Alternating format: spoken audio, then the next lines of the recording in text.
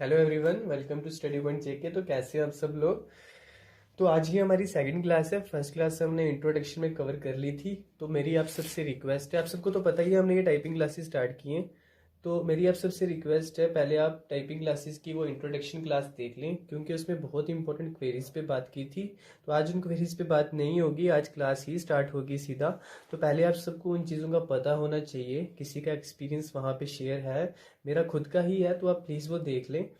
तो उसके बाद मैं बात कर लूँ कि जो आपके सामने ये कीबोर्ड मैंने रखा हुआ है, तो इसको रखने का रीज़न ये है कि मैं आपको किसी लिखे हुए से पढ़ाऊँ, मुझे उससे ज़्यादा अच्छा लगा कि मैं आपको प्रैक्टिकली चीज़ें करके बताऊँ।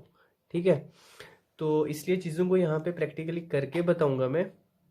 तो मुझे ये ज़्यादा अच्छा लगा, तो इसलिए मैंने ऐसा ऐसा फॉर्मेट तैयार किया हुआ है।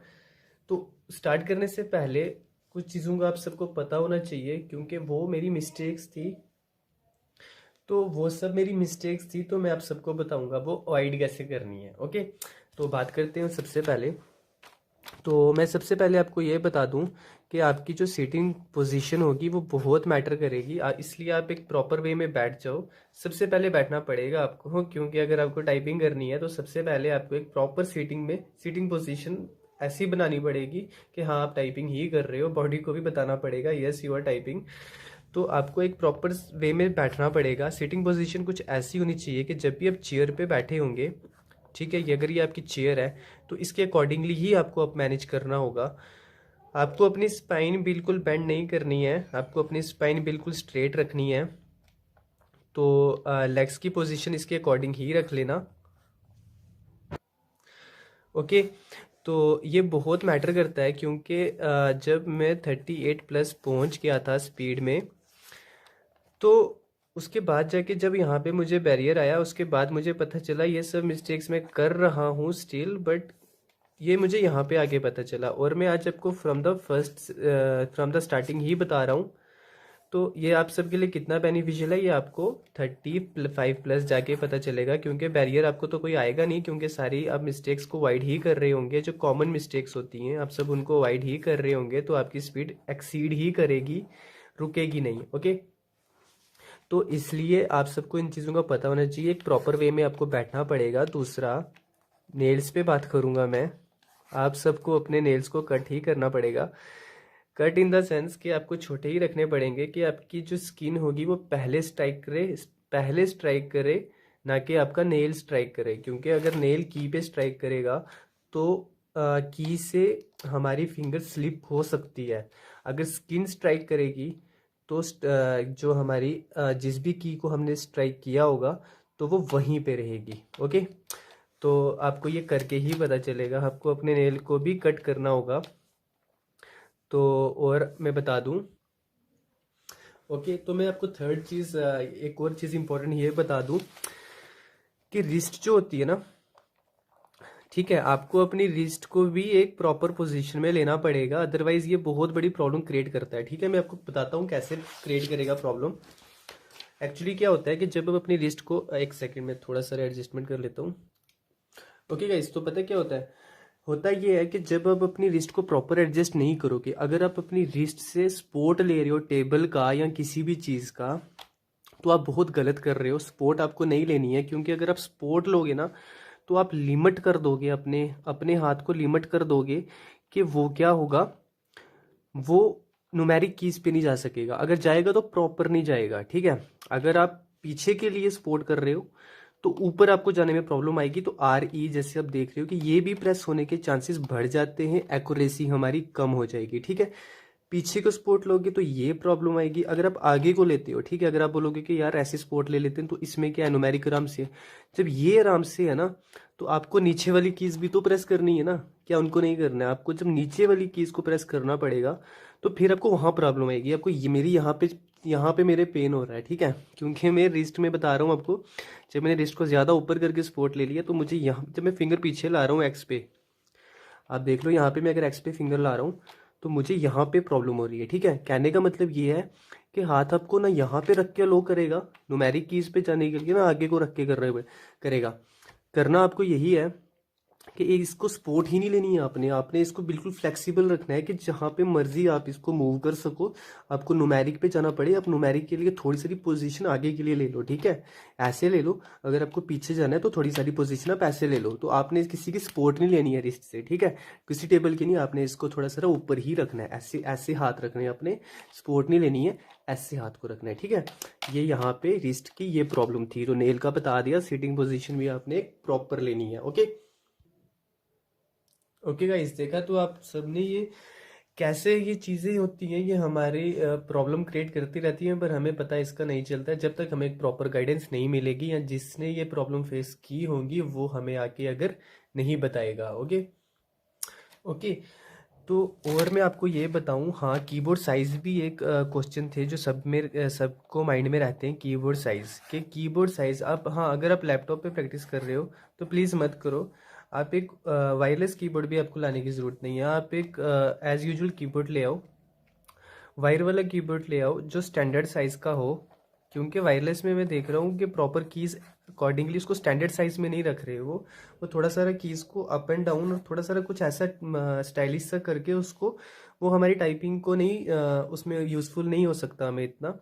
स्टैंडर्ड साइज़ कीबोर्ड जो होगा हमारा, तो वो हमें ज़्यादा अच्छा रहेगा। ओके, स्टैंडर्ड साइज़ कीबोर्ड आप ले आएँ, वो सबसे अच्छा रहेगा। ओके गाइज, तो ये सब बातें हमारी इंपॉर्टेंट बातें होगी। अब हम अपनी टाइपिंग को स्टार्ट करते हैं। तो आप सब अपना कीबोर्ड आपके पास होना चाहिए क्लास में, जो मैं 5 दिनों के लिए, हाँ, मैं और एक चीज़ें बता दूँ आपको। अब जो आपको नेक्स्ट लेक्चर मिलेगा वो आफ्टर 5 डेज़ के बाद होगा। उसके पीछे का रीज़न ये है, मैं आपको एक टास्क दूंगा, उस टास्क को आपने 5 दिन प्रॉपर करना है पर डे। अगर ऑन एन एवरेज लेके चलें, आपको 3 आवर्स में आपको प्रैक्टिस करनी ही पड़ेगी, क्योंकि हमारा एग्ज़ाम बहुत पास है। हमारा एग्ज़ाम मार्च में है, तो मार्च के हिसाब से ही हम चल रहे हैं। तो आपको 3 आवर से प्लस भी प्रैक्टिस करनी पड़ेगी अगर आप स्टार्टिंग से कर रहे हैं। तो अगर आप थोड़ा बहुत नोइंग हैं कीज से तो कोई बात नहीं, 3 आवर इनफ है, बट 3 आवर से प्लस आप लेके चलो पर डे में। तो स्किल टेस्ट आपको पास करना है। तो हमारा मार्च में है, I think mid of March था, आप देख लेना, मुझे याद नहीं अच्छे से। तो उसमें उसके लिए जो हम प्रैक्टिस कर रहे हैं, तो इसलिए आपको मान के चलना है कि आपको, हाँ, मैं आपको 5 डेज़ का गैप रखूँगा। 5 डेज़ में आपने जो टास्क मिलेगा उसको प्रॉपर प्रैक्टिस करना है और बहुत अच्छे से करना है। जब मैं 5 डेज़ के बाद आऊँ आपको वो टास्क में, आप अच्छे से आपको आगे आओ, ठीक है। तो फिर हम नेक्स्ट पे बात करेंगे।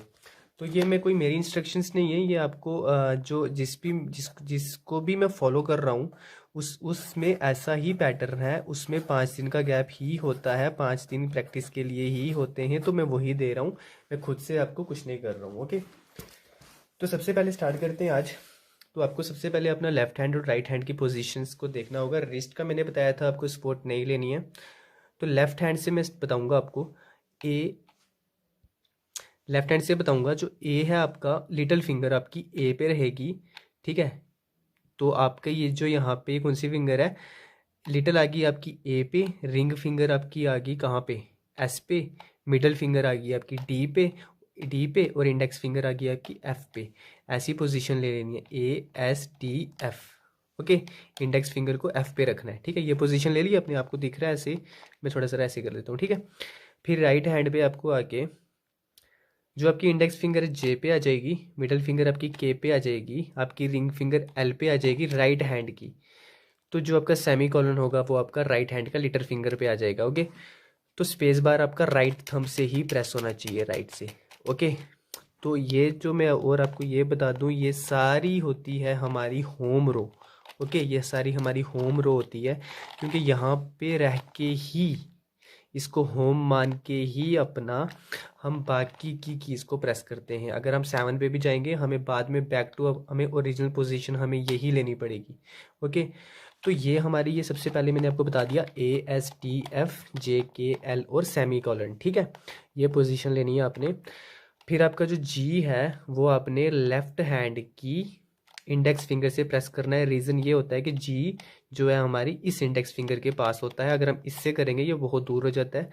तो ठीक है, आपको लेफ्ट हैंड की इंडेक्स फिंगर से जी प्रेस करना है, और एच किसके पास है, राइट हैंड की इंडेक्स फिंगर के पास है।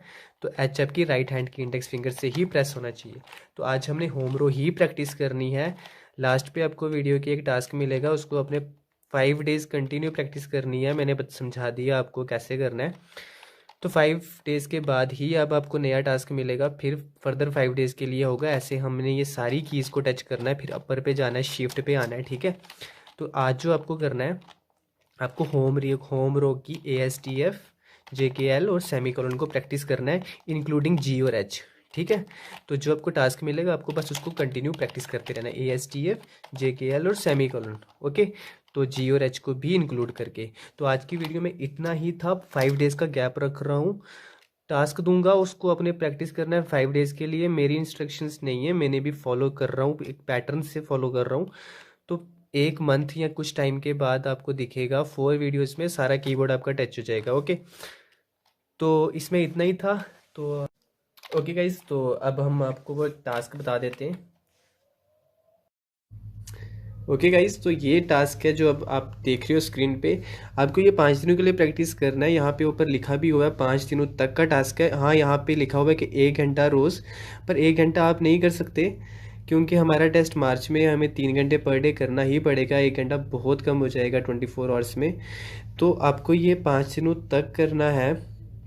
इसमें आपको करना कुछ ऐसे है कि ये रैंडम, जैसे यहाँ से स्टार्ट हुआ है ए, आपको ऐसे ही सीक्वेंस में मान के चलना है कि ये आपके सामने वर्ड्स हैं। इसको पूरा आपने ऐसे ही प्रैक्टिस करना है, GGG HHH, क्योंकि ये जिसने जिस फॉर्मेट में बनाए हैं ये कुछ समझ के ही बनाए हैं। क्योंकि पहले यहाँ से स्टार्ट करने का रीज़न है कि आपको इन कीज़ पे अच्छा कमांड हो जाएगी, बाद में D पे कमांड हो जाएगी, आपको फिंगर्स को पता चल जाएगा किसको प्रेस करना है, फिर आप रैंडम कर सकते हो, ठीक है। तो लास्ट पे आके टोटल रैंडम है, ठीक है।